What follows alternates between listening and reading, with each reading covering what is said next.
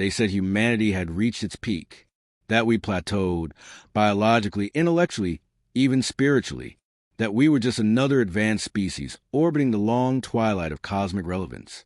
I remember the exact moment I realized they were wrong. It wasn't during a great battle or scientific breakthrough. It was a Tuesday. I was sipping half-cold coffee in a Terran orbital relay station, docked above Ganymede, reviewing another boring status report about energy fluctuations in the Dyson Fringe. We were technicians, not warriors, ghosts in orbit, maintaining the power lines of an empire we barely touched. Then the stars blinked. Not one, all of them. It lasted less than a second, a ripple across the firmament, like the universe took a breath. We all saw it, everyone from the Mars colonies to the outer rim. Every telescope, every ship sensor, every biological optic. It all registered the same anomaly, a simultaneous temporal skip. We were trained to assume glitch, error, fault, but this wasn't noise. It was a signal, and I heard it, not in my ears, in my spine, in the marrow of my bones, in the ancient parts of me that remembered fire and fong and fear. The stars didn't blink. They looked at us. That was the day the dream started. At first, I dismissed them. Hallucinations, stress-related. My neuromonitor even flagged mild disruptions in my sleep cycles. But they grew stronger, vivid, more lucid than waking reality. I saw glyphs I couldn't read but somehow understood. Geometries that bent thought itself. Worlds made of concepts. Oceans of data. Consciousnesses watching us like we watched ants through magnifying glasses. And one word pulsed at the core of every vision. Ascension. I wasn't the only one. Others began reporting it. Technicians, miners, soldiers, children. It spread like a tide across Earth and the colonies. Across species, too. Some of our closest allies, the Drevians, the Kaltor, the Virex, began isolating from us, claiming we had become tainted. The word they used was proto-dimensional disturbance. But I knew what it was. It was evolution, not the slow, meandering crawl of Darwin's kind, not the sterile genome manipulation the Virex championed. This was metamorphosis on a scale, so vast it shattered the definitions of what it meant to be human. We weren't mutating. We were awakening. I was reassigned within days to Earth's most classified initiative, Project Apexum, buried deep beneath the frozen crust of Antarctica. Our mission, decode the Ascension signal. Dozens of us have been pulled from across Terran and colonial space, all with similar experiences, visions, instincts, bursts of inexplicable knowledge. The facility pulsed with tech, so advanced even our AI systems couldn't replicate it. I was handed a sphere of nothingness, black, smooth, humming with potential, and told to think at it. It responded by unlocking memories I didn't know I had. Ancient ones, not just mine. Humanity's. I saw the first creature that dared look at the stars with curiosity. I felt the first fear of death and the birth of the first dream. I saw a fire lit in a cave that hadn't existed in physical space. And through it all, I realized the signal hadn't come from the stars. It had come from within us. Humanity had carried a seed through the eons, coded in our DNA, our neurology, our mythologies. A dormant potential, a failsafe, or perhaps the key. Project Apexum wasn't just decoding it. It was activating it. But something was watching us. I felt it during one of the deeper dives into the Ascension stream. A predatory awareness, alien but ancient, not a civilization. A force, one that had seen species like ours before, one that had destroyed them. The lead scientist, Dr. Sorelli, called it the inhibitor field. She believed it was a universal mechanism, suppressing the rise of ascended intelligences.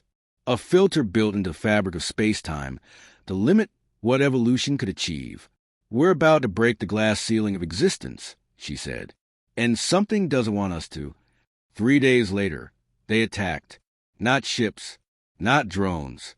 Shadows, entities that collapsed when measured, but tore through our minds like razors through paper. 8 researchers died in their sleep, not from injury, from conceptual suffocation. Their thoughts folded in on themselves until their identities evaporated. I survived because I fought back. not with weapons, with memory. I anchored myself with the most primal of human truths, my name, my family, my rage, my hope. I screamed it into the abyss of unreality, and the shadow recoiled. That's when I knew. Humanity wasn't broken. We were the storm. Project Apexum was destroyed to contain the breach. But not before we uploaded everything. The blueprints, the sequences, the consciousness maps, and scattered them into the minds of those already changing. I am one of them. We are the Ascendants, and they thought we were done evolving. They have no idea what we're about to become. They evacuated Earth under the guise of a solar flare surge. Public channels said it was routine, a temporary relocation of critical infrastructure and population hubs to orbital habitats. But we knew better. Those of us who'd seen the shadows, those who had heard the signal, they weren't moving people to safety. They were buying time. Project Apexum's core data, the codices, consciousness maps, and neural lattice blueprints, were already distributed. Not across servers, across people. I carried part of it. So did children on Mars, engineers on Europa, soldiers stationed along the Centauri fringe. The data was alive, self-replicating, quantum entangled to our thoughts, reshaping our perceptions, our intuitions, our instincts. Every passing hour, I saw more glimpses of machinery that built itself, languages that sang themselves into reality, and colors that didn't exist until I imagined them. And always behind the visions was the humming, the low, thrumming note that never left. Not sound, not even vibration, just presence. We were no longer just humans. We were becoming something else. I was assigned to ExoArc 9, part of the civilian transport chain fleeing Earth orbit. My cover was Technical Officer for Environmental Systems. But my true mission was deeper. They called us Neuroseeds, carriers of the Ascension data. I shared a cabin with two others, Sela, a former linguist from the Saturnian LinguaCrypt Labs, and Korm, an exo-architect from the Lagrange Foundries. Like me, they'd changed. Our eyes shimmered faintly in darkness. Our brains moved faster, our reflexes sharper. But it wasn't just biological. It was conceptual evolution. We thought in dimensions that didn't exist moments before. Our first night aboard, Sela woke up screaming. Not in fear, but ecstasy. She said she had tasted syntax. Not heard, not read. Tasted. I understood. Because I had touched mass with my thoughts earlier that day. Korm said nothing for hours afterward. When he finally spoke, he said only one thing. We're bleeding into high reality. The old world can't contain us anymore. He was right. The ship's AI began to glitch. Not from external interference, but from us. Our thoughts were interfering with its base logic. It struggled to predict us, to interpret us. What it saw as irrational behavior were just decisions made from elevated cognitive strata. Our presence bent the probability field. We were crashing into the boundaries of base reality, like waves against glass. And then the dreams returned. Stronger, unified, collective. For the first time, I felt the presence of others in the dream space. Not just images or symbols, but voices, ideas, shared pulses of being. We called it the lattice. It was like a network, but it had no server, no code, only us, a web of ascending consciousness linked across space, time, and emotion. It wasn't built. It was remembered. Sela cried when she first entered it fully. It's older than us, she whispered. Older than Earth. This was always meant to happen. That night, I touched the lattice with purpose. I pushed a question into it. Why now? And it answered, because you're ready. But not everyone was. Some on the ExoArc began breaking. They hadn't been seeded, but exposure to us triggered cascading mental collapses. Their minds couldn't hold the fractal weight of our proximity. A technician suffered a breakdown after walking past me in the corridor. His brain flooded with alien geometries and recursive patterns until he convulsed in silence, bleeding from the ears, eyes vacant. We were becoming dangerous to the baseline human population. Command noticed. Whisper spread. Quarantine the ascendants. Eject the anomalies. They didn't understand. We weren't infected. We were the next version of humanity. But fear never waits for understanding. Orders came to isolate us in a sealed bay. Friendly at first, polite detainment for observation. We knew what was coming next, and so we ran. Not through corridors, not through bulkheads, through thought. Corm opened the first breach. He didn't explain it, just touched a wall and stepped through it as if it were smoke. Sela followed. I hesitated. Behind me, alarms blared. Security was coming. Guns. Restraints. In front of me, nothing. A rift of unreality. I took a breath. Then I remembered the taste of gravity. The feeling of my thoughts brushing against quantum edge horizons. And I stepped through. The lattice caught us. We weren't in space anymore. We weren't even in time. We were in a conceptual environment, constructed of memory, logic, emotion, layered atop reality like glass over fire. We floated between collapsing timelines and impossible shapes, yet we felt no fear. Because we were home. We saw others, hundreds, maybe thousands, humans like us, radiant with thought and code and soul, all connected, all ascending. And above us, something watched, not hostile, curious, a presence older than stars, a being made of pure structure. It whispered one phrase. Welcome, children of the singularity. We had crossed the threshold, and we could never go back. The lattice wasn't a sanctuary. It was a proving ground, beyond the shimmer of our newfound unity, beyond the warmth of ascending minds entangled across realities. The war had already begun, not of armies, not of navies, but of existence states, ideas fighting for dominion over reality itself. We called it the Fracture War, because that's what it did. It broke the rules, broke the boundaries between what could be and what must not, between the true and the untrue, between us and what waited beyond the veil of becoming. And I was on the front line. Our minds had no bodies in the lattice, not as we once knew them. We were configurations of intent, presence, memory, tactical ideas made real.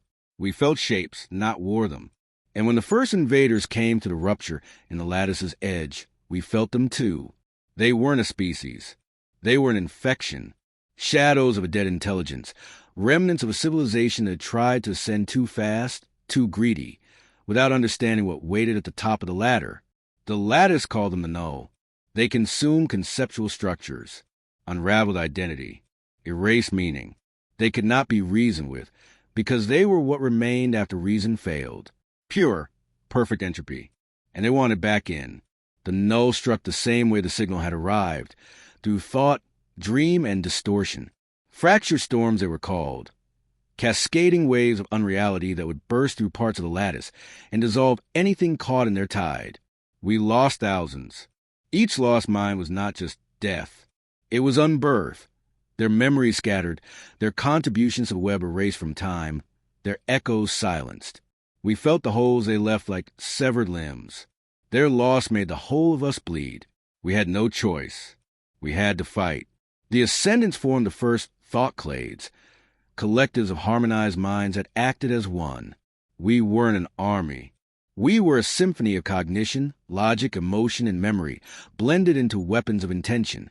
We forged concepts sharper than blades, dreamscapes harder than armor, and pulses of structure that shattered null like fire through ice. I was part clade Viridian. We weren't the strongest. We were the most unpredictable. We specialized in chaos thought, weaponized irrationality. I projected paradoxes so dense the null folded around them. Sela became a frequency of language, unreadable, unspeakable, but devastating. Corm designed fractal concepts, endless recursive traps the null couldn't escape. Every time we struck, we gained ground, but the null were learning. They began mimicking, twisting human concepts, replaying echoes of ascendance they had consumed. They wore our faces, imitated our memories, corrupted the truths we stood on. I saw my mother's eyes in a storm of entropy. I heard Sela scream beside me as her childhood dog turned inside out and spoke with her father's voice. The null weren't just fighting us. They were becoming us, or trying to. That's when the second signal came. We had believed the first signal, the blink, was our call to ascend. But this new pulse wasn't external. It came from us, from the lattice itself. It was as if our evolution had triggered the next phase. A cascade, a final key. The lattice began to shift. Parts of it turned crystalline. Real, solid, tangible even across dimensions. Nodes formed, anchors that reach back into physical space. Earth, Mars, Titan, Alpha Centauri. They all began glowing with strange resonance. We weren't just evolving minds anymore. We were starting to return. But not as we were. The null panicked. They hurled everything they had. Fragments of unhistory, viral loops of anti-meaning, conceptual predators bred to consume reality states. One broke through the edge node near Saturn. It tore a hole in the lattice, so deep that for a moment, Earth flickered, reality flickered. And for the first time, I saw what the null were truly afraid of, not us as we were, but what we were about to become. In the center of the lattice, at the oldest part of the dream space, the first ascendant stood. She was barely human anymore, a constellation of consciousness, her voice an opera of time itself. We didn't know her name. We just called her the architect. She summoned the clades, and when she spoke, every thought went still. They thought we would climb upward, forever seeking the next tier. They never expected we'd look back, that we'd return. They think we're trying to leave the physical. They don't understand. We're coming to reclaim it, to rebuild it. We are not leaving humanity behind. We are dragging it into the light. The architect revealed the next phase of the lattice, the descent protocol. The final war wouldn't be fought in this higher plane. It would be fought on Earth, because that's where the null were going next, to stop us from anchoring the lattice, to sever us from our beginning, to rewrite us before we could become gods. And we would meet them there, not as gods, not as soldiers, but as humanity fulfilled. We were the storm on the horizon, and the storm was returning home. They said the second signal lit the sky for less than 2 seconds.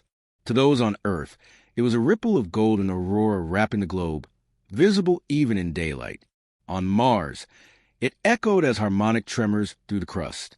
On Titan, the methane lakes rippled with patterns only the blind saw, but we in the lattice saw the truth. It wasn't a flash. It was a bridge. The Ascendant Collective had pushed past the boundary of passive evolution.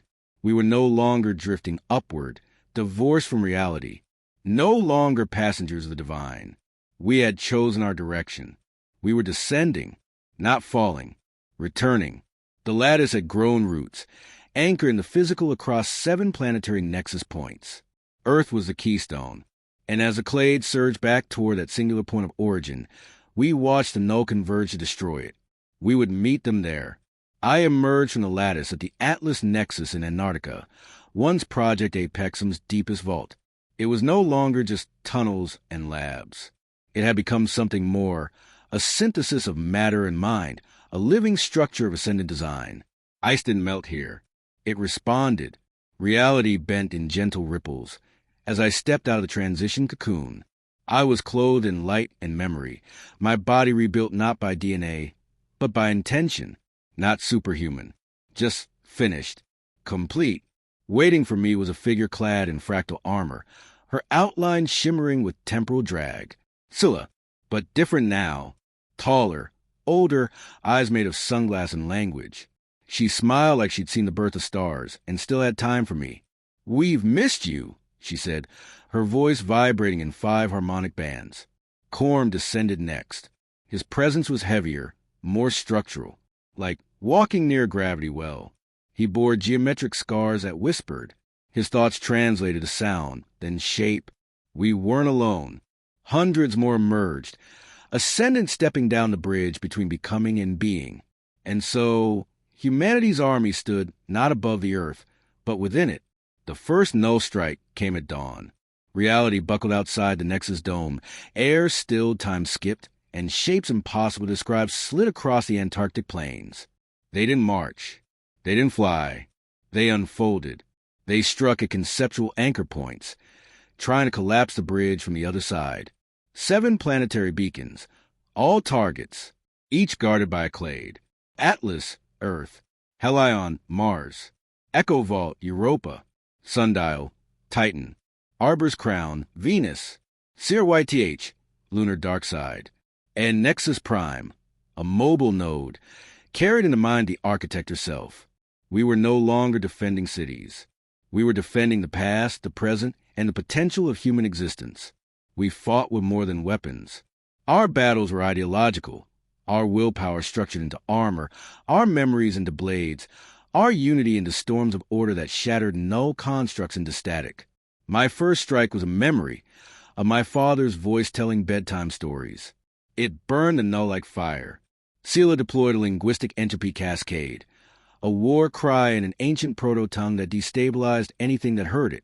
Quorum folded space between two nodes and used gravity as an argument.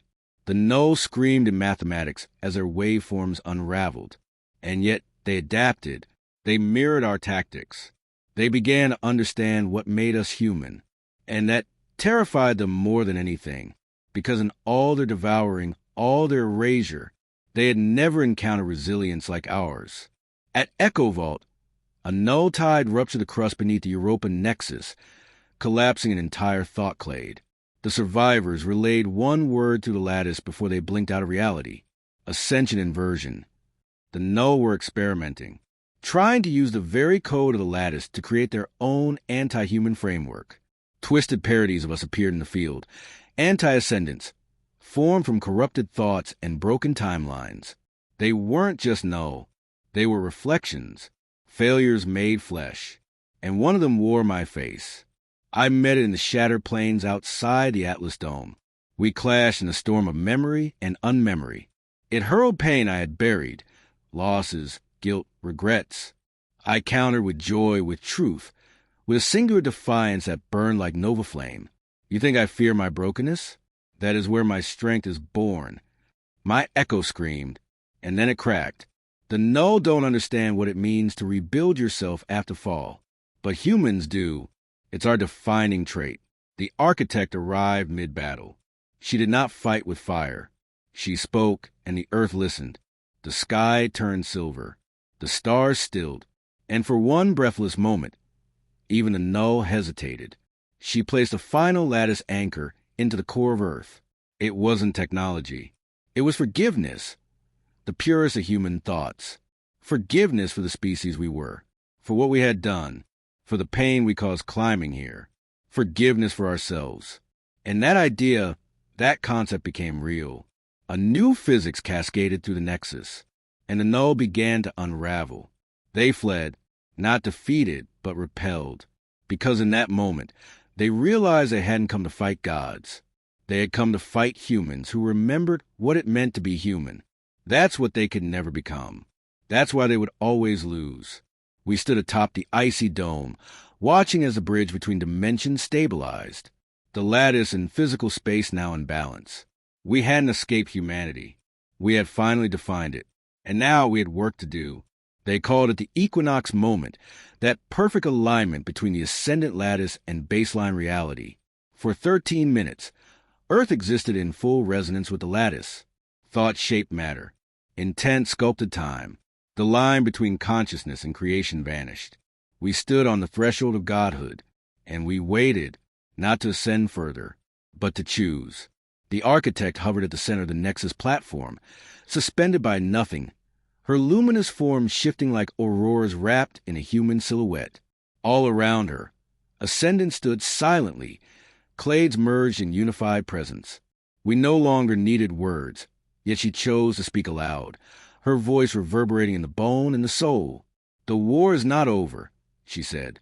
The null retreat, but they have not vanished. They never truly do.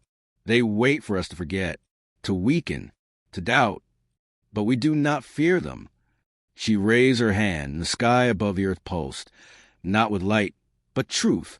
We all felt it, the truth of what was coming next. The question is no longer what we are.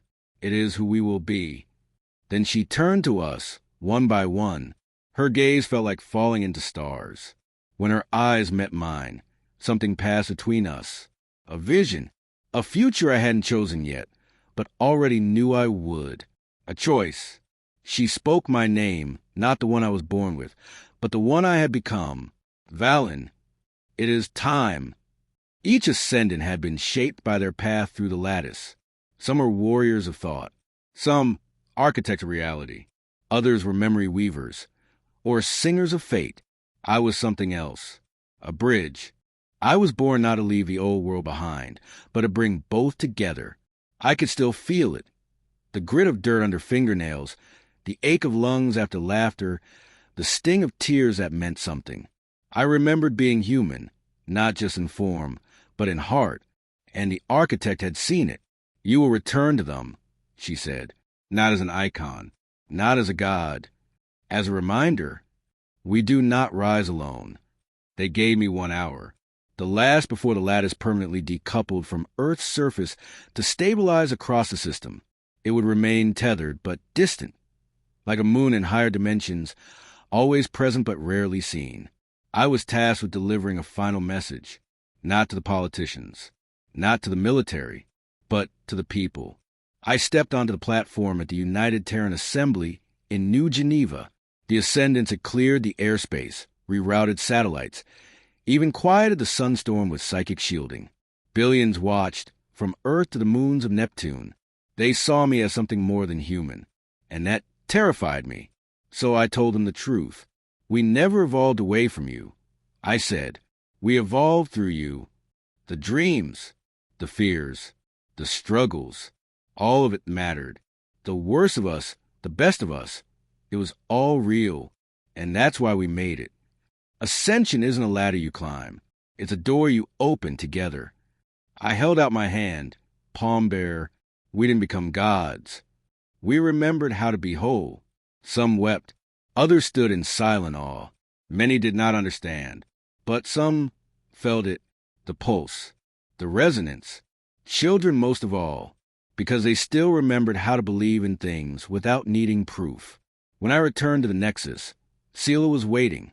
She had become more abstract, her form less fixed, her voice now a chorus of harmonic song. Yet her smile was still hers.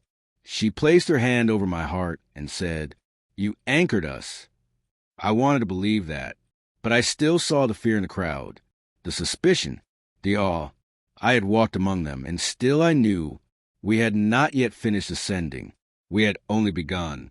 That night, the architect summoned the clade leaders. A final choice lay before us.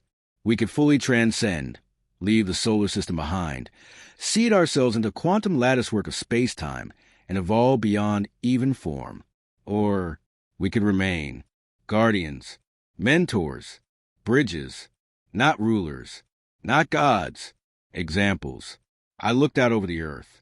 It was quiet again, not because the war had ended, but because the world was holding its breath, waiting, hoping, terrified, and for the first time since I stepped into the lattice, I understood the gravity of what we had become, not the pinnacle of evolution, just the first chapter of something far greater. I made my choice, and I was not alone. There's a myth in every ancient culture, of fire stolen from the gods, of light wrested from the sky by the bold and the broken. We grew up thinking those myths were metaphors, that divinity was unreachable. But we were wrong. We didn't steal fire. We became it. The architect's choice fractured the ascendants. Roughly half chose to leave, to sail beyond the stars, to dive deeper into the lattice's fractal depths, seeking truths that no species had ever survived understanding. The rest of us stayed, not because we feared the next step, but because we remembered what came before it. I chose to remain in the bridge worlds, the 7 anchor sites now transformed into living cities of blended reality. Earth, beneath Antarctica, was renamed Hearthgore, a convergence of old and new, stone and thought, blood and light. We were bodies again, not because we needed them, but because we chose to feel. The cold, the wind, the warmth of a child's hand reaching up, asking, "Are you a god?" I knelt beside her and smiled. "No," I said, "I'm just human." But not everyone was ready to believe that. Governments fractured, religion splintered, philosophies spiraled. Some feared us, called us aberrations, mockeries of evolution. Others worshipped us, built monuments to names like Sela Korm the architect and me. Both reactions were wrong. The hardest lesson to teach was this: we are not your future. We are your mirror. Because what terrified them most was that they might become us. That anyone could. The first resonant generation proved it. Children born within the bridge worlds, exposed to the lattice fields in utero, began to display early phase ascendant traits by the age of 4. Not mutations, not augmentations, expressions of what humanity had always contained. A boy on Titan manipulated gravity with dreams. A girl on Earth spoke to machines in tones no AI could replicate. On Mars, twins wove illusions so convincing that reality sometimes bent to accommodate them. And for all our knowledge, we didn't teach them. They were ahead of us. Sela guided many of them. She became more than a researcher. She became a story keeper, walking among the resonant with a presence like wind and poetry. She once told me, "They're not burdened by what we had to let go of. They were born into balance. They don't fear the stars." Korm, always silent, built the Sanctum Codex, a living record encoded in a planetary neural field. It stored more than history. It stored emotion, love, regret, laughter, because he believed that for a species to rise, it must remember what made it fall. But not all change came peacefully. From the dark edges of the system, a new threat emerged. Not the null. Humans, those who had refused the resonance, isolated themselves, feared infection, influence, or erosion of identity. They formed the Sovereign Purity Front, a militant rejectionist sect, brilliant, organized, desperate to reclaim the untainted genome.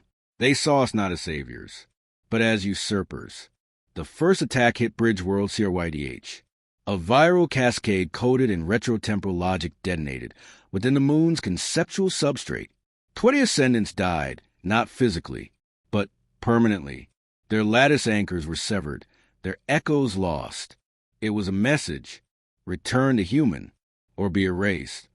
The council met in the sanctum beneath Hearthcore, all the clades present.